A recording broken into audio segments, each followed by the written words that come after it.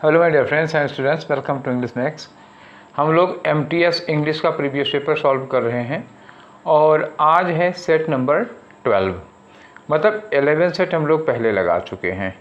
और ये किस दिन का पेपर है? ये पेपर है 8 मई का और ये शिफ्ट 3 है। शिफ्ट 3 का मतलब 3:30 बजे से 5 बजे का पेपर है।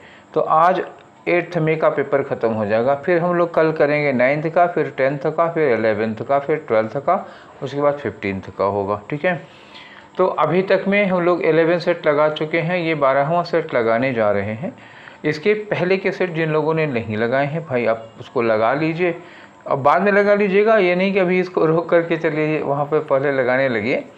जिन लोगों का CHSL का पेपर चल रहा है उनके लिए हार्दिक शुभकामनाएं और उनका पेपर बहुत अच्छा हो, ऐसा मेरा आशीर्वाद और वेल विशेज हैं उनके लिए। और जो लोग MTS की तैयारी कर रहे हैं वो भी जुटे रहो भैया, ठीक है। और मतलब बिल्कुल रुकना नहीं है, ब्रेक नहीं लेना है। जब तक पेपर हो नहीं जाता तब तक ना बारिश होगा, ना बुखार होना चाहिए, ना सर्दी जुकाम होना चाहिए, कोई पार्टी सार्टी नहीं होनी चाहिए। ठीक है, पार्टी उसी दिन होगी जिस दिन आपका रिजल्ट आएगा। ठीक है, तो PDF आपने पढ़ लिया होगा। चलिए शुरू करते हैं आज का डिस्कशन और देखते हैं पहला क्वेश्चन आपका क्या है। ये रहा पहला क्वेश्चन। ठीक है, तो पहला क्वेश्चन स्टेटमेंट में भी देखो तो लास्ट में नो एरर दिखाई दे रहा है और यहाँ भी नो एरर दिखाई दे रहा है। चलिए पढ़ना शुरू करते हैं, देखते हैं यहाँ पे क्या गड़बड़ है। India is already the 3rd largest aviation market.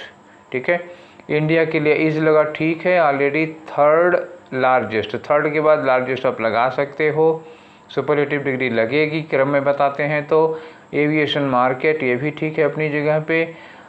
In terms of domestic travel के संदर्भ में, तो इसमें हमको कहीं कोई एरर मिली नहीं। ठीक है, किसी भी पार्ट में कोई मिस्टेक नहीं है। इत्तफाका नो एरर पे अंडरलाइन हो गया था और नो एरर ही इसका आंसर भी हुआ। अब आप ये ना पूछेगा कि सर नो एरर कैसे होगा। भाई देखो, एरर होगी तब तो बता सकते हैं कैसे होगा। नो एरर में क्या बताएं कैसे होगा? ग्रामर से सही है उसमें, और क्या कह सकते हैं हम आपको।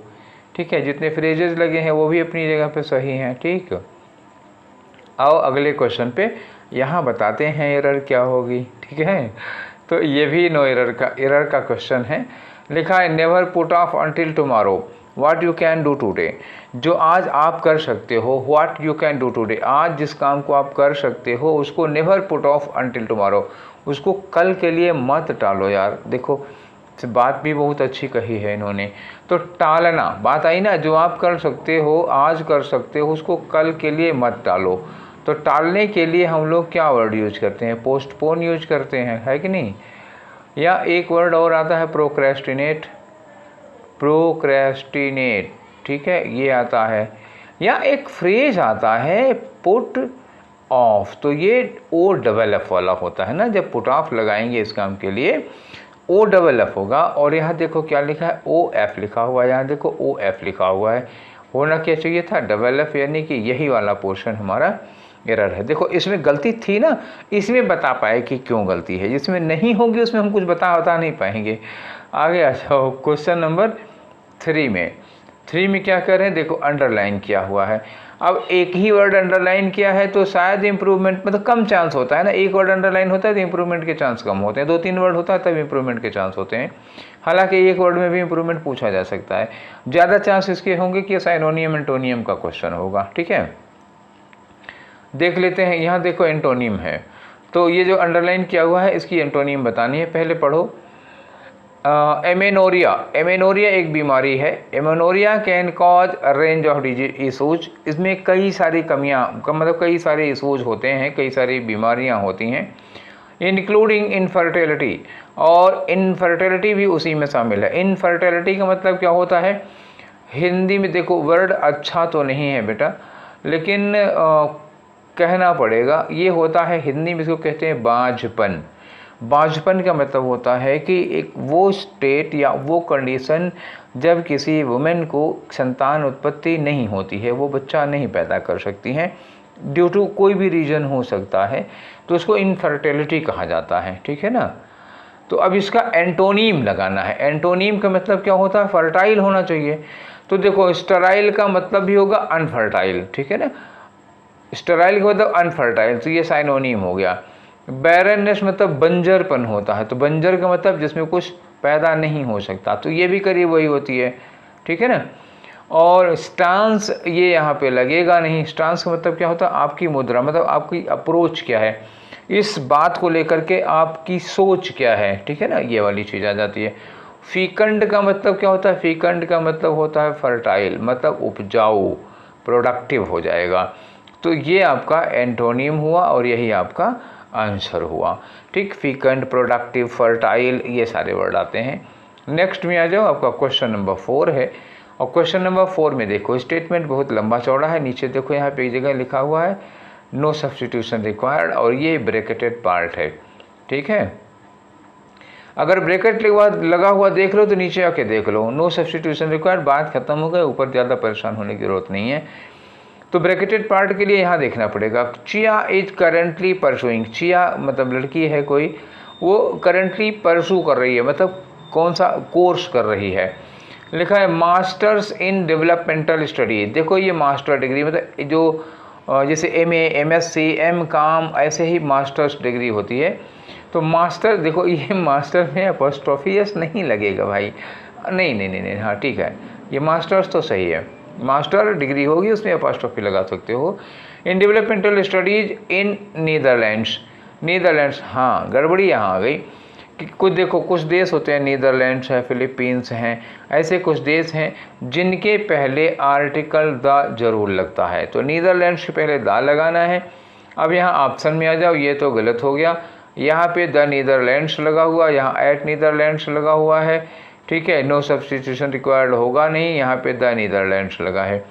दो चांस आ रहे हैं, किसके, फर्स्ट के और फोर्थ के, सेकंड के और थर्ड के कोई चांस नहीं है। अब इधर से आ जाओ, मास्टर्स इन डेवलपमेंटल, मास्टर्स, ये मास्टर का प्लूरल नहीं होगा, ठीक है ना, सिंगुलर में होगा, मास्टर सिंगुलर में एस लगेगा, ठीक है। तो ये चौथा वाला ऑप्शन हुआ, ठीक। आगे आ जाओ, आपका क्वेश्चन नंबर 5। तो 5 में क्या है बता ही दिया इसने क्या करना है, ठीक। आगे आ जाओ, इन 1971 की बात है, he was awarded the silver dash of the society of arts London, London की सोसाइटी ऑफ आर्ट्स का डैश मेडल, सिल्वर डैश मिला इनको, तो क्या क्या सिल्वर मेडल होगा और क्या। जब गोल्ड, सिल्वर, ब्रॉन्ज, कॉपर लिख दिया जाए तो इसका मतलब आगे क्या है, मेडल है। तो ये मेडिवल नहीं होगा, ये क्या होगा, सिल्वर मेडल होगा। ये मिडिल और मेटल का कोई मतलब नहीं होता है, उनको सिल्वर मेडल दिया गया। आगे आ जाओ, वैसे भी यहाँ अवार्डेड लिखा हुआ है तो और हो ही क्या सकता है।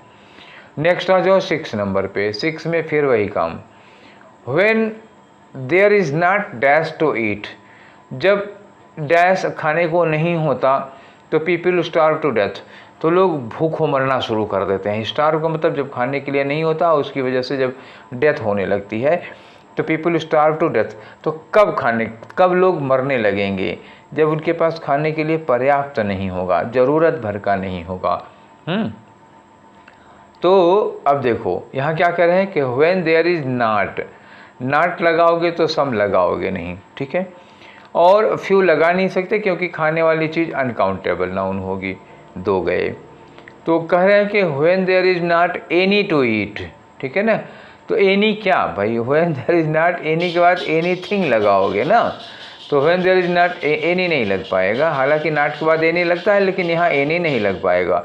यहाँ क्या लगेगा, when there is not enough to eat, जब आपके पास खाने के लिए पर्याप्त नहीं होता तब आदमी भूखों मरना शुरू हो जाता है। तो नॉट इनफ यहाँ सुटेबल होगा। वैसे जब आप लोगों ने इसको पहली बार पढ़ा होगा तो एक बार में यही आया भी होगा कि इनफ लगाएंगे यहाँ पे। नेक्स्ट आ जाओ 7 नंबर पे। एक ही वर्ड दिया हुआ है, अब एक ही वर्ड दिया हुआ है तो क्या होगा, साइनोनिम या एंटोनिम होगा। तो यहाँ देखो क्या लिखा, मीन्स द सेम। इसकी ऐसा बताओ जो इसकी सेम मीनिंग का हो। तो पहले इसकी मीनिंग जानो ना। इम्पीड का मतलब क्या होता है, इम्पीड मतलब होता है ऑब्स्ट्रक्शन। अब कहोगे ऑब्स्ट्रक्शन क्या होता है, ऑब्स्ट्रक्शन का मतलब होता है बाधा, इम्पेडिमेंट। इसी जानते हो, इम्पीड से बना है इम्पेडिमेंट, बाधा, ऑब्स्ट्रक्शन, ऑब्स्टैकल, ठीक है ना, ये सब चीज़ें होती हैं।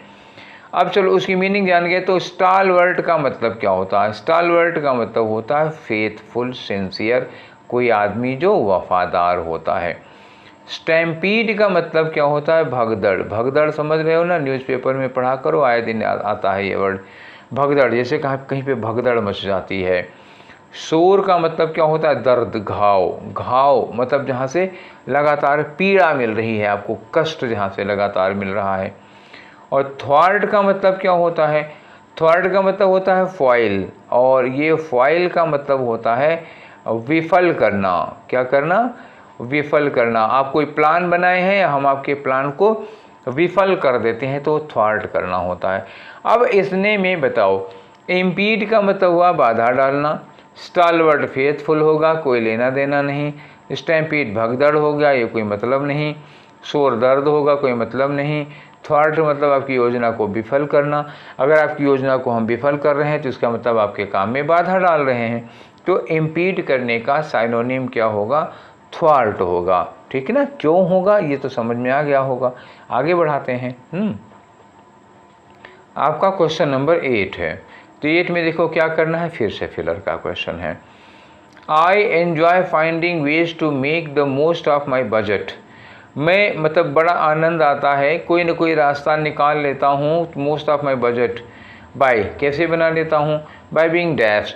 तो भाई देखो, अगर आप बजट बनाने में बहुत एंजॉय करते हो, आपका इनकम के अंदर ही बजट बन जाता है, इसका मतलब आप क्या हैं? आप बड़े मितव्ययी होंगे। क्या होंगे? मितव्ययी। मितव्ययी देखो, ये कंजूस नहीं होता, ठीक है? डोंट मिसलीड इट, ठीक है ना? Don't misunderstand. Frugal by miser. Frugal को माइजर से मिसअंडरस्टैंड मत करना। Frugal is not a negative word, miser is a negative word. तो माइजर नेगेटिव वर्ड होता है, और फ्रूगल जो होता है वो मितव्ययी होता है, समझदार आदमी होता है, फिजूल खर्ची नहीं करता है, बचा बचा के पैसा खर्च करता है। तो यहाँ पे क्या होगा? फ्रूगल होगा। और माइजर मतलब निगेटिव सेंस में आ जाता है, इसके पास पैसा होता है और ये भूखों मर रहा होगा तो पैसा खर्चा नहीं करेगा खाने के लिए, ये माइजर है। फ्रूगल क्या होता है? जहाँ जो काम आप 15 रुपये में करेंगे वो आदमी 10 रुपये में उतना ही बढ़िया काम कर लेगा, ये मितव्ययी होता है, समझदार आदमी होता है। लेथार्जिक क्या होगा? लेथार्जिक आलसी होता है, लेजी आदमी होता है, तो काम ही नहीं है। I enjoy finding ways to make the most of my budget, ये लेजी आदमी का काम ही नहीं हो सकता। ग्लोमी का मतलब क्या हुआ? उदास और दुखी आदमी, यहाँ इनकी भी कोई ज़रूरत नहीं है, दोनों का लेना देना ही नहीं है। माइजर और फ्रूगल में थी लड़ाई, तो चूँकि काम अच्छा है और ये निगेटिव सेंस में नहीं जा रहा है, इसलिए हम माइजर नहीं लगा सकते, फ्रूगल लगाएंगे। ठीक है, आगे आ जाओ 9 नंबर पे, देखें क्या कह रहे हैं। तो ये रहा आपका क्वेश्चन नंबर 9। यहाँ भी एक ही वर्ड दिया हुआ है, बताना क्या आपको? अपोजिट बताना है। अपोजिट किसका? एनालॉगस का। आप लोग रीजनिंग लगाते होगा, एसएससी के स्टूडेंट हो, रीजनिंग जरूर लगाते होगे। रीजनिंग में जो एनालॉजी होती है, क्या होता है उसमें बताओ? एनालॉजी में आप लोग समानता ढूंढते हो कि नहीं ढूंढते हो? जब एनालॉजी की रीजनिंग आती है तो उसमें समानता ढूंढी जाती है। समानता का मतलब सिमिलरिटी ढूंढी जाती है। अब इसका अपोजिट ढूंढो। अपोजिट क्या होगा इसका? डिससिमिलर हो गया। मिल गया आंसर आपका, और क्या करना था? ठीक है ना? अब आ जाओ, पजल का मतलब क्या होता है? पजल भी आप रीजनिंग वाले हो, क्या समझाएं आपको पजल क्या होता है? जानते ही होगे। स्ट्रेट का मतलब क्या हुआ? सीधा, और मैचिंग का मतलब मैच करता हुआ हो गया। ठीक है, तो एनालॉगस में तो ये हो जाएगा ना, ये सिमिलर हो जाएगा, तब मैचिंग कर दोगे तो। पजल आप लोग जानते हैं रीजनिंग में आती है, डिससिमिलर इसका एंटोनियम हुआ। ठीक है, आगे आ जाओ, क्वेश्चन नंबर 10 में देखें क्या कह रहे हैं। तो 10 रहा ये आपकी स्क्रीन पर, कह रहे हैं कि ऐसा सेंटेंस बताओ जिसमें कोई स्पेलिंग एरर ना हो। तो चलो पढ़ के देखते हैं। तो हमें after a long movement, movement की स्पेलिंग ही गलत है, MOMENT होता है ना, तो इनको छोड़ दो यहीं। आफ्टर अ लॉन्ग मूवमेंट, यहाँ मूवमेंट की स्पेलिंग सही है, शी सुक, सुक की भी सही है, हर हेड सब सही है, तो ये आपका आंसर हो जाएगा, इसमें कोई स्पेलिंग मिस्टेक है नहीं। क्रॉस चेक करना चाहो तो यहाँ आ जाओ, यहाँ पे सुक की स्पेलिंग SHUOK है, जबकि डबल O होना चाहिए, इनकी कहानी ख़त्म हो गई। यहाँ मोमेंट में देख लो डबल M लिखा हुआ है, जबकि MOMENT होता है। तो ये 3 के तीनों धराशायी हो गए, आपके पास केवल एक जवान बचा, ऑप्शन नंबर 2 वाला। अब आगे आ जाओ, क्वेश्चन नंबर कितना है? 11 में। तो 11 में क्या है प्रॉब्लम, देखो यहाँ पहला ही ऑप्शन दे रहे हैं नो एरर का, तो फिर पहले सेंटेंस पढ़ो। लिखा है मेथनॉल, मेथनॉल क्या होता है, मीथेन और इथेनॉल को मिला के बनाते हैं। Methanol is released from pectin, methanol जो है कहाँ से निकलता है, पेक्टिन से निकलता है। एंड इज देयरफॉर, और इसलिए ये क्या होता है कि मेनी अबंडेंट इन फर्मेंटेड फ्रूट, तो ये फर्मेंटेड फ्रूट में बहुत ज़्यादा मात्रा में पाया जाता है। अब एक बात बताओ कि कोई मटेरियल है जो फर्मेंटेड फूड में पाया जाता है, मेथनॉल एक मटेरियल है ना, तो अब बताओ कि ये बड़ी मात्रा में पाया जाएगा, तो यहाँ मेनी और अबंडेंट लगाने की क्या ज़रूरत है। अबंडेंट क्या बता रहा है यहाँ पे, क्वांटिटी बता रहा है ना, नंबर तो बता नहीं रहा है, बड़ी संख्या में नहीं पाया जाएगा, ये पदार्थ है बड़ी मात्रा में पाया जाएगा। अच्छा यहाँ हम मात्रा में मेनी लगाने की क्या ज़रूरत है, मच अबंडेंट भी नहीं, अबंडेंट अपने आप में ही पूरा कह रहा है कि प्रचुर बहुत ज़्यादा मात्रा में, तो उसके आगे मेनी लगा के क्या फ़ायदा है, ठीक है। तो ये मेनी गलत लगा हुआ है, सुपरफ्लुअस हो गया, अबंडेंट का मतलब ही होता है बहुत अधिक मात्रा में, ठीक है। तो ये थर्ड वाला ऑप्शन हुआ। अब आगे आ जाओ 12 में, देखें क्या कह रहे हैं। 12 में देखो एडियम ऑफ फ्रेज, ये देखो यहाँ स्लैश लगा हुआ है, एडियम ऑफ फ्रेज है, लिखा है to have the heart of stone. To have मतलब आपके पास है हार्ट ऑफ स्टोन, आपके पास पत्थर का दिल है। आहा अगर आपके पास पत्थर दिल का, कहते हैं ना यार बड़े संगदिल हो, बड़े पत्थर दिल इंसान हो, बड़े स्टोन हार्टेड हो, मतलब बड़े कठोर हो, बड़े निर्दयी हो, तुम्हें किसी के ऊपर दया नहीं आती है। आओ ढूंढो ऑप्शन। टू बी फियरलेस नहीं, निडर होने का पत्थर दिल होने से कोई लेना देना नहीं है। Not being able to make a decision, decision ले पाने में ये सक्षम नहीं होते, नहीं पत्थर दिल वाले ले लेते हैं डिसीजन, ठीक है। टू फील नो पिटी, किसी पर इनको तरस नहीं आता, ये हैं थर्ड नंबर वाले पत्थर दिल, ठीक है ना। हैव अ हिडन एजेंडा, ये सब नहीं होता। आगे आ जाओ क्वेश्चन नंबर 13 में, देखें तुम्हारा 13 क्या है, फिर से एडियम और फ्रेज है। अब की बार लिखा है to have a foot in grave, to have a foot in grave. अब देखो ग्रेव का मतलब हुआ कब्र, और जब हम कहते हैं एक पैर कब्र में लटका है, तो एक पैर कब्र में लटका है ये कब बोलते हो आप किसी को, का एक पैर कब्र में लटका है, ये हम लोग तब बोलते हैं जब कोई बहुत बुज़ुर्ग हो जाता है, मतलब 90 प्लस हो जाता है आदमी, 100 के आसपास, तो कहते हैं कि इनका एक पैर कब्र में लटका है, मतलब अब गए तब गए, कोई भरोसा नहीं होता। तो to have a foot in grave का मतलब उनकी मतलब मृत्यु बहुत नज़दीक है। तो स्टेप समबडी ओवर यही होगा, टू टेक रिस्क नहीं होगा, टू बी नियर डेथ यही होगा, और to hire a contract killer ये भी नहीं होगा। टू बी नियर डेथ मतलब करीब समय हो गया है अब उनके ऊपर जाने का, दुनिया से विदा लेने का, ठीक है। आगे आ जाओ 14 नंबर पे, देखें क्या क्वेश्चन है जी। 14 नंबर पे इन्होंने देखो फिर एक वर्ड को अंडरलाइन किया और कहा कि इसका साइनोनिम बताओ आप। तो it was a distraction, distraction क्या चीज़ होती है, डिस्ट्रैक्शन का मतलब जैसे सपोज करो 1 मिनट के लिए आप ले लो, 2 मिनट आपका लूँगा, जैसे आप तैयारी करने के लिए आए हो, ठीक है, घर से आए कहीं पर, घर से दूर कहीं शहर में आए, तैयारी करने के लिए कोचिंग की कमरा लेके रह रहे हो, खूब मेहनत से पढ़ाई कर रहे हो, इस बीच में आपका दिमाग किसी और तरफ भटक जाता है। कभी कभी लोग साधु सन्यासी बन जाते हैं, कभी कभी कुछ और बन मतलब बहुत कुछ बन जाते हैं, तो पढ़ाई छोड़ के आप दूसरा कुछ करने लगे, तो आप क्या हो गए, अपने मार्ग से डिस्ट्रैक्ट हो गए, अब जा रहे थे इधर घूम गए इधर को, तो ये डिस्ट्रैक्शन होता है, लक्ष्य से भटक जाना, मार्ग से भटक जाना, डिस्ट्रैक्ट हो जाना, ठीक है। अब यहाँ आ जाओ, इसका एक दिया है फेथ, फेथ का मतलब क्या हुआ, बहुत ज़्यादा भरोसा होना। यार अगर फेथ होगा तो डिस्ट्रैक्ट हो गए ही नहीं ना, डिस्ट्रैक्ट तो तब हो गए जब डाउट होगा, तो फेथ में डिस्ट्रैक्शन नहीं हो सकता, ये बिल्कुल नहीं होगा। कन्विक्शन का मतलब क्या होता है, किसी पर आरोप सिद्ध कर देना, किसी को दोषी साबित कर देना, वो कन्विक्शन होता है, तो ये भी डिस्ट्रैक्शन नहीं होगा। कन्फ्यूजन, कन्फ्यूजन होगा तो डिस्ट्रैक्शन हो सकता है। अगर आप कन्फ्यूज हैं तो जैसे होता है ना, एक आदमी को एक निश्चित नहीं रहता हमें यही करना है, वो कन्फ्यूज हो जाता है तो डिस्ट्रैक्ट हो जाता है, कन्फ्यूजन का रिजल्ट होगा डिस्ट्रैक्शन। तो कन्फ्यूजन और डिस्ट्रैक्शन ये काफ़ी हद तक सिमिलर हैं। और पूछा जा रहा है साइनोनिम, एक और देख लो, एश्योरेंस। एश्योरेंस का मतलब हुआ कि किसी को आप पक्का आश्वासन दे रहे हो, किसी को यकीन दिला रहे हो, हाँ जो पक्का ये चीज़ हो जाएगी, तो ये श्योर हो जाएगा ना, एश्योर करेंगे तो आप श्योर कर रहे हैं किसी को, तो उसमें डिस्ट्रैक्शन होगा ही नहीं। तो एक ही ऑप्शन बच रहा है, इन जो 4 ऑप्शन है उसमें केवल थर्ड वाला ही है जो उसकी मीनिंग हो सकती है, सिमिलर हो सकता है, और किसी में तो कोई गुंजाइश नहीं आ रही है। अब आ जाओ 15 नंबर पे। ये है आपका क्वेश्चन नंबर 15। देखो इसमें क्या कर रहे हैं, इसमें कह रहे हैं that can substitute the given group of words. ये एक ग्रुप ऑफ वर्ड दिया हुआ है, कह रहे हैं कि इसके बदले में कौन सा वर्ड आप यूज कर सकते हो। तो लिखा क्या है कि editor of dictionary. Editor of dictionary मतलब ऐसा व्यक्ति जो डिक्शनरी एडिट करता है, जो डिक्शनरी लिखता है। तो डिक्शनरी जहाँ भी वर्ड आ जाएगा ना डिक्शनरी, उसके लिए आप एक वर्ड लिख दीजिएगा लेक्सिको। लिखे लेक्सिको, और लिखने वाला हो गया ग्राफर। तो लेक्सिकोग्राफर कौन सा ऑप्शन होगा आपका, ये थर्ड वाला हो गया। डिक्शनरी कंपाइल करने वाले को हम कहते हैं लेक्सिकोग्राफर। जो और वर्ड है उनको देख लो। स्टेनोग्राफर, तो स्टेनोग्राफर क्या होता है, जो टाइपिंग वगैरह जो शॉर्ट हैंड लिखते हैं, तो किसी बड़े अधिकारी को जो ऑर्डर वगैरह होते हैं इनको जल्दी लिखते हैं, तो एक तरह से शॉर्ट हैंड लिख कर शॉर्ट हैंड में वो लिखते हैं और उसको टाइप करते हैं, उन्हें स्टेनोग्राफर कहते हैं। आप लोग एसएससी वाले वो अच्छी तरह जानते होंगे स्टेनोग्राफर क्या होता है। हैगियोग्राफर, तो जहाँ भी ये वर्ड आ जाएगा ना HAGIO, हैगियो किससे रिलेटेड होता है, रिलीजन से रिलेटेड होता है, धर्म से रिलेटेड होता है।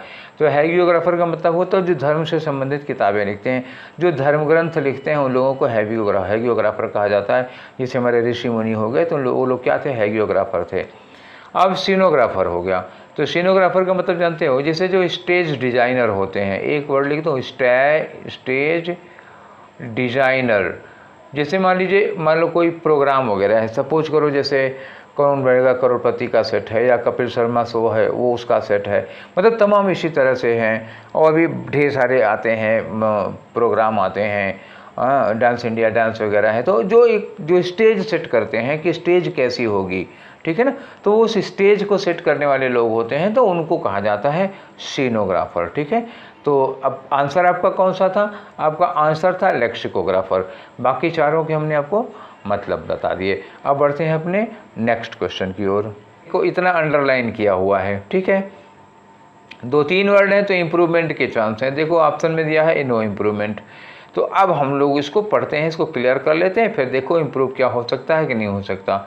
दे लिखा सब्जेक्ट है, दे के बाद सेलिंग लगा दिया। भैया सब्जेक्ट के बाद डायरेक्ट वर्ब की आईएनजी फॉर्म तो नहीं आती है, जयमार आज वर्ब कुछ आना चाहिए था कि नहीं आना चाहिए था, मतलब ये गलत तो हो गया। They selling postage stamps, postage stamps का मतलब वो डाक टिकट।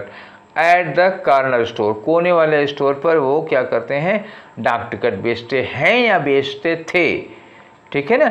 अगर सेलिंग के पहले आर लगा होता, दे आर सेलिंग, तब भी ठीक हो जाता। तो या तो हमें वर्ब की एनजी फॉर्म के पहले कोई हेल्पिंग वर्ब मिले, या तो फिर वो फर्स्ट फॉर्म या सेकेंड फॉर्म मिले, ठीक है ना। चलो ऑप्शन ढूंढते हैं। They sold postal stamped. अब देखो इसमें सोल्ड तो काम चला रहा था, ये दोनों सही था, लेकिन स्टाम्प टिकट के लिए ये ईडी नहीं लगता, तो ये गलत हो गया, ये पहला वाला खारिज। दे सेल प्रेजेंट इंडेफिनिट में आ गया, दे प्लूरल सब्जेक्ट है, इसके साथ सेल लगा सकते हो, पोस्टेज डाक हो गया, स्टाम्प टिकट हो गया, यहाँ कोई गड़बड़ी नहीं है। नो इम्प्रूवमेंट हो नहीं सकता, दे के साथ सेल्स नहीं होगा। देखो दे प्लूरल सब्जेक्ट है, इसके साथ सेल वर्ब में एस लगा दिया तो सिंगुलर हो गई, तो ये ग्रामर गलत हो गई। मैंने कहा था ना कि दूसरे के अलावा कोई चांस नहीं है आपके पास, क्रॉस चेक कर लो और सारी गलतियाँ निकल आएंगी। 17 में आ जाओ जरा, देखें क्या है इसमें। कह रहे हैं इनकरेक्टली स्पेल्ड वर्ड, कौन सा वर्ड है इसमें से जिसकी स्पेलिंग गलत है। भाई हेल्पफुल की तो सही है, आंसर नहीं होगा। एनर्जेटिक की भी सही है, ये भी आंसर नहीं होगा। जर्नी की गलत है, जर्नी में क्या होता है JOUR, ठीक है, NEY, तो JOUR होगा, इसमें UO लगा दिया है, ये गलत है, मतलब यही आपका आंसर है। पॉसिबल की स्पेलिंग सही ही है, तो इसका आंसर ये आंसर नहीं हो सकता। कौन सा होगा, थर्ड वाला। सही स्पेलिंग क्या है, JOURNEY, ठीक है। आगे आ जाओ, क्वेश्चन नंबर 18 है। 18 में अब क्या यहाँ पूछ रहे हैं, देखो ये पूछ क्या रहे हैं, दिख रहा है साफ साफ। I always try to dash chocolates for you, तो जो भी लगाओगे वर्ब की फर्स्ट फॉर्म लगाओगे, ठीक है ना। ये ब्रॉड क्या है, वर्ब की सेकेंड फॉर्म या थर्ड फॉर्म मान सकते हो, ठीक है। तो सेकेंड थर्ड फॉर्म एक ही होती है, ब्रिंग ब्रॉड ब्रॉड, तो ये तो लगेगा नहीं, टू के बाद वर्ब की सेकेंड थर्ड लगती ही नहीं, तो इनको काटो। बॉट क्या है, बाई की सेकेंड फॉर्म हो गई, इनको भी काटो। टू ब्रिंग वर्ब की फर्स्ट फॉर्म हो गई, ये हो सकता है। ब्रिंगिंग वर्ब की आईएनजी फॉर्म होगी, ये लगेगा नहीं। तो I always try to bring chocolates for you, ठीक है, तो ब्रिंग वर्ब की फर्स्ट फॉर्म लगानी होगी टू के बाद। आगे आ जाओ 19 में। तो ये रहा 19। क्या कह रहे हैं, देखो इतना अंडरलाइन कर दिया। अंडरलाइन करते ही तुरंत ऑप्शन देखो कहीं नो इम्प्रूवमेंट है, ये लिखा हुआ है, इसका मतलब ये इम्प्रूवमेंट का क्वेश्चन है। स्टेटमेंट को गोली मारो और सीधे आ जाओ कहाँ, the most worrying aspect of climate change is the effect it has on the world's food supply. ठीक है ना, मोस्ट वरीइंग एस्पेक्ट, जो सबसे चिंताजनक पहलू है किसका, क्लाइमेट चेंज का। तो क्लाइमेट चेंज का जो सबसे चिंताजनक पहलू है, जो सबसे ज़्यादा परेशान वाला करने वाला पहलू है, वो है क्या कि इसका effect, the effect it has, इसका इफेक्ट किस पर, on the world's food supply, food supply पर इसका जो इफेक्ट पड़ रहा है वो सबसे ज़्यादा है। यार इसमें कोई गलती नहीं है भाई, कोई गलती नहीं है। देखो अब क्रॉस चेक कर दे रहा हूँ, मोस्ट के पहले आ नहीं लगता, दा लगता है। ठीक, यहाँ आ जाओ, अ वरीड आस्पेक्ट, यहाँ आ लगाए हो, यहाँ आस्पेक्ट से प्लूरल लगाए हो, तो आ के साथ प्लूरल नाउन नहीं लगेगा, ये कटा। द मोस्ट वरीइंग आस्पेक्ट्स, अब देखो मोस्ट वरीइंग में तो एक ही चीज़ होगी ना, बहुत सारी चीज़ें तो नहीं होगी। या तो होता one of the most worrying aspects, तब हो सकता था, नहीं तो ये भी नहीं होगा। अब देखो जो इम्प्रूवमेंट यहाँ आपको ऑप्शन दिए थे वो ऑप्शन ही ग्रामेटिकली गलत है, इससे अच्छा तो वो सेंटेंस ही था। तो नो इम्प्रूवमेंट लगा दो, ज़बरदस्ती गलती निकालोगे तो कुछ न कुछ उटपटांग हो जाएगा। आओ अपने 20 वाले में कह रहे हैं कि इस स्टेटमेंट को कौन सा वर्ड है जो सब्स्टिट्यूट कर सकता है। तो क्या है भैया, देखो, a person appointed by 2 parties, एक ऐसा व्यक्ति जिसको 2 पार्टीज ने अपॉइंट किया है। ठीक है ना, 2 पार्टीज क्या क्यों अपॉइंट किए हैं, टू सॉल्व अ प्रॉब्लम, किसी समस्या को हल करने के लिए 2 लोगों ने उसको अपॉइंट किया है। मतलब हमारे आपके बीच में झगड़ा हो गई, हम किसी को कहते हैं कि इनकी बात मानेंगे, दोनों लोग उससे सहमत हैं कि हम इनकी बात मानेंगे, उसको हम लोग क्या कहते हैं, पंच कहते हैं, या कह सकते हो सरपंच। ठीक है, तो जो हमें हमारे दोनों के झगड़े का निपटारा करेगा उसको हम लोग क्या कहते हैं, आर्बिट्रेटर कहते हैं। क्या, आर्बिट्रेटर। जज क्या होता है, जज 2 जिनके बीच में झगड़ा हुआ रहता है वो नहीं जज को अपॉइंट करते हैं भाई, जज सरकारी होता है। एडवोकेट निपटाएगा थोड़े ना, एडवोकेट जज के सामने ले जाएगा। जूरी में एक व्यक्ति नहीं होता, कई लोग होते हैं, और जूरी को वो मेंबर्स नहीं अपॉइंट करते हैं जिनके बीच में झगड़ा हुआ है। जिन 2 लोगों के विवाद में है, जिन लोगों के बीच में विवाद है, अगर वही लोग ये डिसाइड कर रहे हैं कि कौन फैसला करेगा, तो वो कौन होता है, वो पंच या सरपंच कहा जाता है। ठीक है ना, समझ गए बात को। अब इसके बाद हमारा आता है क्वेश्चन नंबर 21। तो क्वेश्चन नंबर 21 से लेकर के 25 तक में क्या होता है, ये कहानी आपको बहुत अच्छे से पता है। और फिर ये जो पैसेज है ना, इसमें भी वही जजों वाली बात आ गई, लेकिन ये सुप्रीम कोर्ट की बात आ गई है। तो चलो स्टार्ट करते हैं। ठीक है, पढ़ो इसको पहले। ठीक, देखो लिखा है, although the dash in the supreme court arise out of the judgment और orders made by the subordinate courts including high court. इन्होंने कहा कि हालांकि कोई केस सुप्रीम कोर्ट में तब उठती है, अराइज का मतलब क्या हुआ, कोई केस, कोई मैटर। ठीक है, या कोई कार्यवाही सुप्रीम कोर्ट में तब होती है, कब होती है, जब आउट ऑफ जजमेंट, जब मतलब कोई सबऑर्डिनेट कोर्ट या हाई कोर्ट के फैसले पर कोई मैटर उठता है तब। ठीक है ना, बट ऑफ लेट, लेकिन आजकल के दिनों में, हाल ही में इन दिनों क्या हो रहा है कि the supreme court has started entertaining dash, supreme court खुद ही संज्ञान लेने लगा है। इंटरटेनिंग डैश मतलब क्या हुआ, ऐसे मैटर्स को सुप्रीम कोर्ट इंटरटेन का मतलब खुद संज्ञान ले रहा है, इन विच, जिसमें इंटरेस्ट ऑफ द पब्लिक मतलब क्या हुआ, जनहित, इंटरेस्ट ऑफ पब्लिक मतलब पब्लिक इंटरेस्ट क्या होता है, एट लार्ज इज इन्वॉल्व्ड, मतलब बड़े पैमाने पर जनहित शामिल होता है, मतलब लोगों के हित की बात होती है। तो उन मतलब हाई कोर्ट या सबऑर्डिनेट कोर्ट्स के फैसले वैसले या उनके ऑर्डर नहीं, सुप्रीम कोर्ट खुद ही संज्ञान ले लेता है, उनको अपने पास ले लेता है। And the court can be moved by any dash R, और इस कोर्ट को मूव किया जा सकता है, सुप्रीम कोर्ट को मतलब मूव मतलब जैसे किसी के अंदर दया आ जाती है तो आप इनको आप इंस्पायर कर सकते हो, या इनके पास आप केस ले जा सकते हो। कौन ले जा सकता है, बाय एनी डैश या ग्रुप, अगर बाद में ग्रुप ऑफ पर्सन है तो यहाँ क्या होगा, इंडिविजुअल पर्सन होगा। कोई इंडिविजुअल पर्सन ले जा सकता है या ग्रुप ऑफ पर्सन्स ले जा सकते हैं। कैसे ले जा सकते हैं? Bye filing a writ petition, वो एक रिट पिटीशन फाइल कर दें, या sorry at the filing counter, जहाँ पे कोर्ट का मतलब रिट फाइल करने वाला काउंटर है, वहाँ पे रिट काउंटर मतलब रिट फाइल कर दें, या बाय डैश। तो अगर यहाँ बाई के साथ फाइलिंग लिखा हुआ है, ध्यान देना, बाई के साथ क्या लगा है, यहाँ बाई के साथ फाइलिंग और रिट पिटीशन, तो यहाँ बाई के साथ क्या होगा, कोई वर्क की एनजी फॉर्म आ जाएगी। आ लेटर, तो क्या होगा, राइटिंग अ लेटर, लेटर लिखा है तो क्या होगा, लेटर भेज कर या लेटर लिख कर किसको, honourable the chief justice of India, India के माननीय चीफ जस्टिस को कोई लेटर लिख करके, ठीक है। तो यहाँ पे क्या होगा, राइटिंग, एड्रेसिंग, ऐसे को सेंडिंग हो सकता है। अब उसमें उस लेटर में क्या होगा, chief justice of India, highlighting, उसमें आपको क्या करना पड़ेगा, highlighting the question of public importance, ये हाईलाइट करना पड़ेगा कि इसमें पब्लिक इंपॉर्टेंस मतलब जनहित, लोगों के हित, लोगों की भलाई का एक सवाल इस मैटर में छुपा हुआ है। फॉर डैश दिस ज्यूरिसडिक्शन, ठीक है, हो गया, जो कि ये पब्लिक इंटरेस्ट का वो मैटर ज्यूरिसडिक्शन को क्या कर रहा है, ज्यूरिसडिक्शन की डिमांड कर रहा है, आह्वान कर रहा है, ठीक है। चलो आ जाओ, अब स्टार्टिंग से हम लोग इसको भरते हैं। पहले फिलर में क्या होगा, although the dash in Supreme Court arise out of judgment or order made by the subordinate court, तो सुप्रीम कोर्ट में कोई मैटर कब उठता है, तो देखो, arrangement in the supreme court arise, या battle in the supreme court arise, या punctuality in supreme court arise, या प्रोसीडिंग्स। तो सुप्रीम कोर्ट में ये प्रोसीडिंग्स, कार्यवाही होती है ना, तो सुप्रीम कोर्ट में कार्यवाही तब खड़ी होती है, अरेंजमेंट नहीं खड़ा होगा, कार्यवाही खड़ी होगी, प्रोसीडिंग्स के लिए आएगा। आगे आ जाओ, तो देखते हैं आपके फिलर नंबर 2 में क्या है। तो ये रहा आपका फिलर नंबर 2। यहाँ पे ये तो पहले ही हो चुका है कि नहीं हो चुका है, देखो इसमें क्या कर रहे हैं, कह रहे हैं कि वो आजकल सुप्रीम कोर्ट क्या कर रहा है, खुद ही उन मामले को ले रहा है, ठीक है। Entertaining, start entertaining dash in which, dash मतलब ऐसे मामले जिनमें जनहित इन्वॉल्व होता है।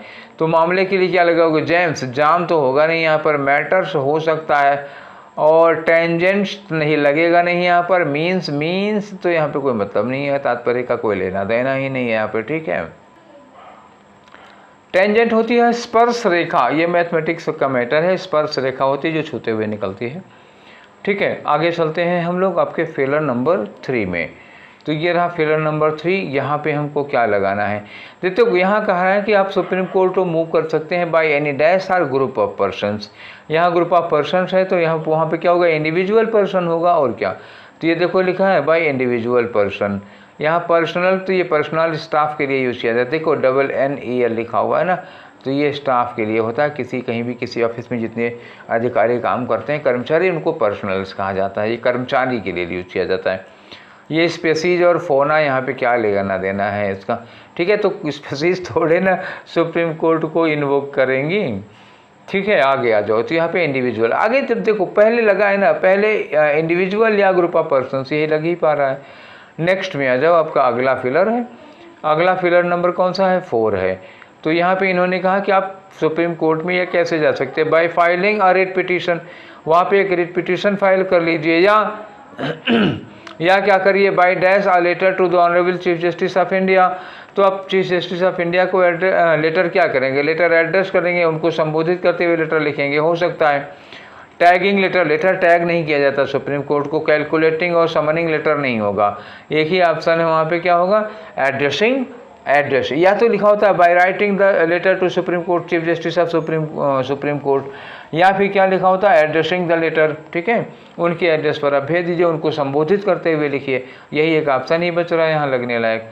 अब आ जाओ आज का आखिरी वाला फिलर। तो आखिरी फिलर नंबर 5 है। यहाँ पे देखो क्या लगाओगे, तो करना है इन्होंने कि चीफ जस्टिस ऑफ इंडिया को पब्लिक इंटरेस्ट का क्वेश्चन उसमें हाईलाइट करना पड़ेगा।